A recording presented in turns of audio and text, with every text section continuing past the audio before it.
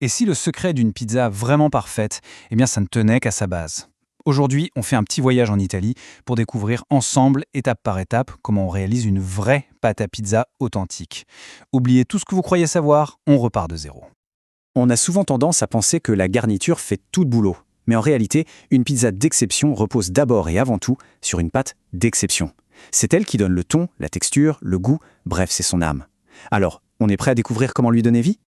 Allez, première étape, et pas des moindres, les ingrédients.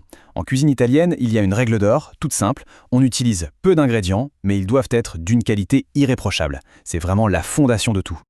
Regardez-moi ça, de la farine, de l'eau, du sel, une bonne huile d'olive et de la levure. C'est tout, il n'y a rien de plus. Toute la magie de la pizza, en fait, elle est dans la précision des quantités et dans la façon dont on va assembler tout ça. Chaque gramme compte, vraiment.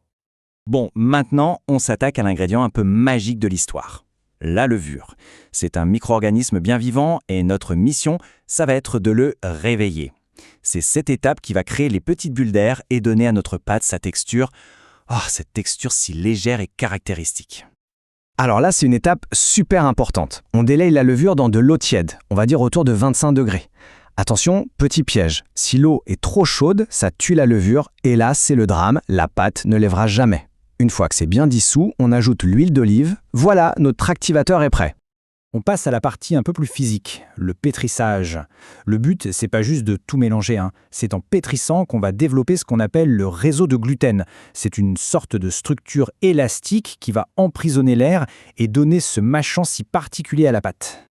La petite astuce du chef ici, c'est d'incorporer le liquide en 2 temps. D'abord, on met la moitié, ça permet à la farine de commencer à s'hydrater tranquillement, sans la noyer d'un coup. Le deuxième ajout, lui, vient finaliser l'hydratation et permet d'obtenir une pâte bien lisse, bien homogène et beaucoup plus facilement. Bon, le plus dur est fait, je vous rassure. Maintenant, il va falloir laisser le temps faire son travail. C'est la première pousse.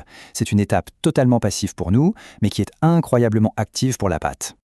On forme une belle boule qu'on va mettre dans un récipient et on la couvre avec un linge un peu humide pour pas qu'elle sèche. Et pendant ce temps-là, il se passe 2 choses géniales. La levure produit du gaz, ce qui fait gonfler la pâte, et en même temps, des arômes complexes commencent tout doucement à se développer. La patience, c'est vraiment la clé. On va viser 1h30 à température ambiante. C'est le temps parfait pour que la pâte double de volume, sans pour autant développer un goût d'alcool trop fort. C'est une question d'équilibre en fait. Surtout, ne zappez pas cette étape. Une bonne pousse, c'est pas juste une question de volume, c'est ce qui va créer la structure alvéolée de la mie, cette légèreté en bouche, et par-dessus tout, ce goût de pain frais absolument inimitable. Et voilà, la pâte a doublé de volume, elle est pleine de vie. Il est temps de la dégazer tout doucement et de la diviser en pâtons. Ce sont eux qui deviendront nos futures pizzas. On récupère la pâte avec délicatesse, on la divise en 3 morceaux à peu près égaux. Ensuite, on façonne chaque portion pour en faire une belle boule bien lisse et à ce stade, nos bases de pizza sont prêtes. On peut les utiliser tout de suite ou même, petite astuce, les congeler pour plus tard. Ce qu'il faut vraiment retenir, c'est ce parcours. On est parti de quelques ingrédients très simples, très bruts, pour arriver à une base vivante, pleine de saveurs. L'âme de la pizza, elle est déjà là, juste dans cette simple boule de pâte. On a la toile, il ne reste plus qu'à peindre le chef-d'œuvre. La base est là. Elle est prête. La seule question qui se pose maintenant, c'est qu'est-ce qu'on va bien pouvoir créer avec ça ? L'aventure culinaire, elle, ne fait que commencer.